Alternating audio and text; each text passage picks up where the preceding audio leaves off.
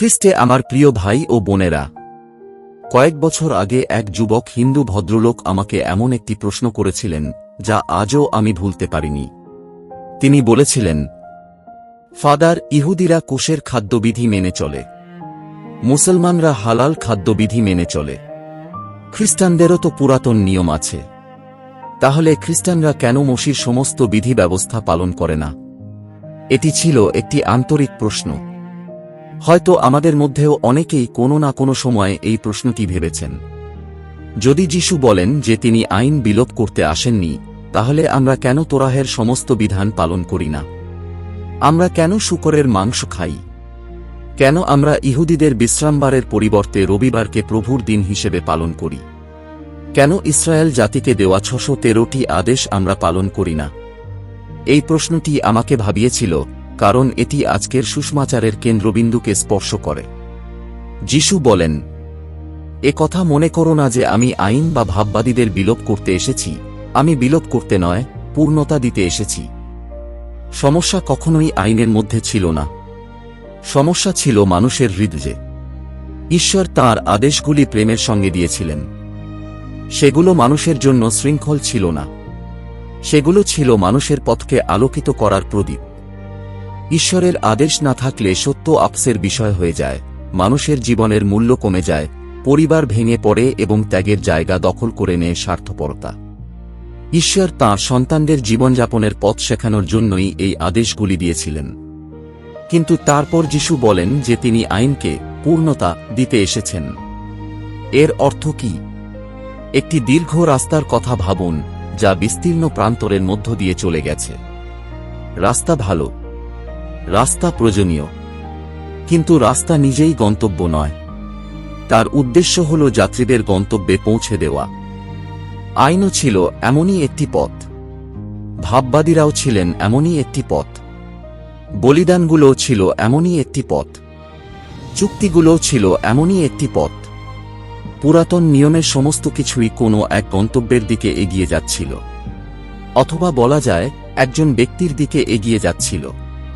আর সেই ব্যক্তি হলেন আমাদের প্রভু যীশু খ্রিস্ট।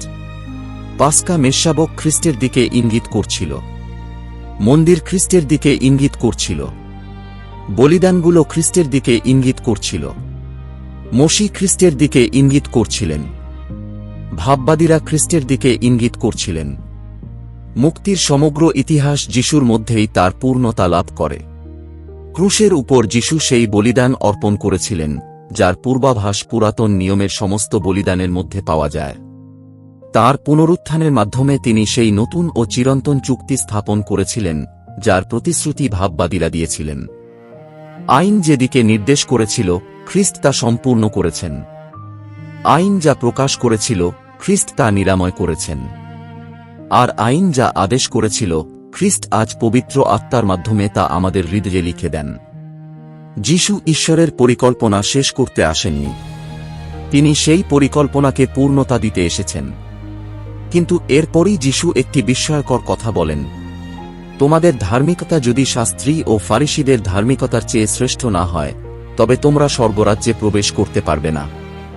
ভাবুন তো, সেই সময়ে এই কথা শুনে মানুষ কতটা বিস্মিত হয়েছিল। ফারিসীরা ছিলেন ধর্মীয় বিষয়ে অত্যন্ত সম্মানিত ব্যক্তি। তারা প্রার্থনা করতেন, উপবাস করতেন, পবিত্র শাস্ত্র অধ্যয়ন করতেন, ধর্মীয় বিধি ব্যবস্থা সতর্কতার সঙ্গে পালন করতেন। তবুও যিশু বলছেন, এর থেকেও বেশি কিছু প্রয়োজন। কারণ পবিত্রতা শুধু বাহ্যিক আনুগত্য নয়। কেউ নিয়ম পালন করতে পারে, তবুও ঈশ্বর থেকে দূরে থাকতে পারে। কেউ খুব ধার্মিক বলে মনে হতে পারে, অথচ তার হৃদয়ে ক্রোধ, ঈর্ষা, অহংকার, তিক্ততা এবং ক্ষমাহীনতা ভরে থাকতে পারে। যিশু শুধু বাহ্যিক আনুগত্যে সন্তুষ্ট নন, তিনি অন্তরের পরিবর্তন চান। তিনি একটি নতুন হৃদয় চান। আইন আমাদের বলতে পারে কি সঠিক, আইন আমাদের দুর্বলতা দেখাতে পারে, আইন আমাদের পাপ প্রকাশ করতে পারে, কিন্তু আইন আমাদের সুস্থ করতে পারে না। একটি আয়না আমাদের মুখের ময়লা দেখাতে পারে, কিন্তু আয়না সেই ময়লা পরিষ্কার করতে পারে না। এ কাজ কেবল খ্রিস্টই করতে পারেন। আর যে হৃদয়কে খ্রিস্ট সুস্থ করেন, সেই হৃদয়কেই প্রতিটি যুগে বিশ্বস্ত থাকতে শিখতে হয়। সুসমাচার শুধু অতীতের মানুষের জন্য নয়, এটি আমাদের জন্য। এটি আমাদের আনন্দ, সংগ্রাম, আশা এবং ভয়ের সঙ্গে কথা বলে। প্রিয় ভাই ও বোনেরা, আজকের সুসমাচার আমাদের বর্তমান সময়ের সঙ্গেও কথা বলে। আমরা আমাদের দেশকে ভালোবাসি। আমরা আমাদের দেশের জন্য প্রার্থনা করি। আমরা আমাদের বিদ্যালয়, হাসপাতাল, অনাথ আশ্রম এবং নানা সেবামূলক প্রতিষ্ঠানের মাধ্যমে সমাজের সেবা করি। তবুও আমরা সেই বাস্তবতাগুলো উপেক্ষা করতে পারি না, যা আজ অনেক বিশ্বাসীর জীবনকে প্রভাবিত করছে। অনেক খ্রিস্টান আজ ক্রমবর্ধমান চাপের সম্মুখীন হচ্ছেন। ধর্মান্তর বিরোধী আইন অনেক জায়গায় ভয় ও অনিশ্চয়তার সৃষ্টি করেছে। প্রার্থনা সভা বাধাগ্রস্ত হয়েছে। গির্জাগুলোর ওপর আক্রমণ হয়েছে। সেবামূলক কাজকর্ম নানা সীমাবদ্ধতার সম্মুখীন হয়েছে। কখনো কখনো শুধুমাত্র নিজের বিশ্বাস অনুসারে জীবনযাপন করা বা সেই বিশ্বাস ভাগ করে নেওয়াও সন্দেহের কারণ হয়ে দাঁড়ায়। এসবই বেদনাদায়ক বাস্তবতা, এবং এগুলো স্বীকার করতে আমাদের ভয় পাওয়া উচিত নয়। নীরবতা সবসময় গুণ নয়। ভাববাদীরা নীরব ছিলেন না। বাপ্তিস্মদাতা যোহন নীরব ছিলেন না। সত্যের প্রশ্নে যিশুও নীরব ছিলেন না। কিন্তু তারা কখনো তাদের হৃদয়ে তিক্ততাকে প্রবেশ করতে দেননি। এটাই আমাদের চ্যালেঞ্জ। চ্যালেঞ্জ শুধু কঠিন সময়ে বেঁচে থাকা নয়। চ্যালেঞ্জ হল কঠিন সময়েও প্রকৃত খ্রিস্টান হয়ে থাকা। মানুষ যখন শত্রুতা করে, তখনও ভালোবাসা।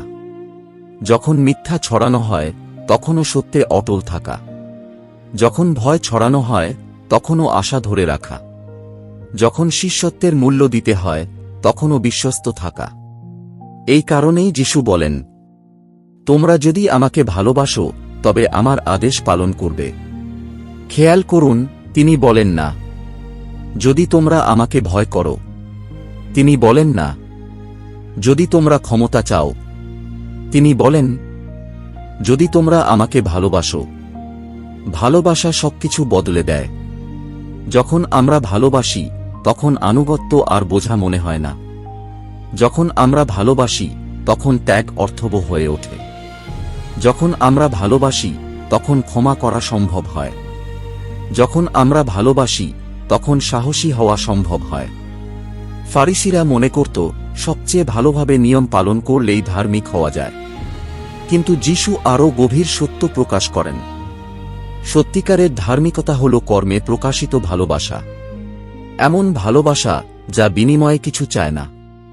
এমন ভালোবাসা যা হিসাব রাখে না। এমন ভালোবাসা যা ঘৃণার কাছে পরাজিত হয় না। যিশু সমস্ত আদেশকে একটি কেন্দ্রে নিয়ে আসেন। ঈশ্বরকে ভালোবাসো। তোমার প্রতিবেশীকে ভালোবাসো। বাকি সবকিছু সেখান থেকেই প্রবাহিত হয়। হত্যা করো না। তোমার প্রতিবেশীকে ভালোবাসো। চুরি করো না। তোমার প্রতিবেশীকে ভালোবাসো। মিথ্যা বলো না। তোমার প্রতিবেশীকে ভালোবাসো। যারা তোমাকে আঘাত করেছে তাদের ক্ষমা করো। তোমার প্রতিবেশীকে ভালোবাসো। আদেশগুলো আসলে দৃশ্যমান ভালোবাসা। প্রিয় ভাই ও বোনেরা, আজ সবচেয়ে গুরুত্বপূর্ণ প্রশ্ন হল না যে আমরা আদেশগুলো জানি কিনা। প্রশ্ন হল, আমরা কেন সেগুলো পালন করি? ভয়ের কারণে? পুরস্কারের আশায়? সম্মানের জন্য? নাকি যীশু খ্রিস্টের ভালোবাসা আমরা অনুভব করেছি বলে? সন্তরা সন্ত হয়েছিলেন এই কারণে নয় যে তারা অন্যদের চেয়ে বেশি নিয়ম জানতেন। তারা সন্ত হয়েছিলেন কারণ তারা অন্যদের চেয়ে বেশি ভালোবেসেছিলেন। কেউ শান্তির সময়ে বেঁচেছিলেন, কেউ নির্যাতনের সময়ে, কিন্তু সবাই একটি নিয়মের অধীন ছিলেন, ভালোবাসার নিয়ম।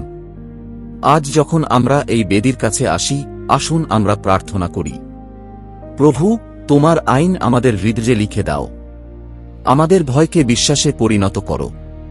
আমাদের ক্রোধকে করুণায় পরিণত করো। আমাদের নিরাশাকে আশায় পরিণত করো। আমাদের আনুগত্যকে ভালোবাসায় পরিণত করো।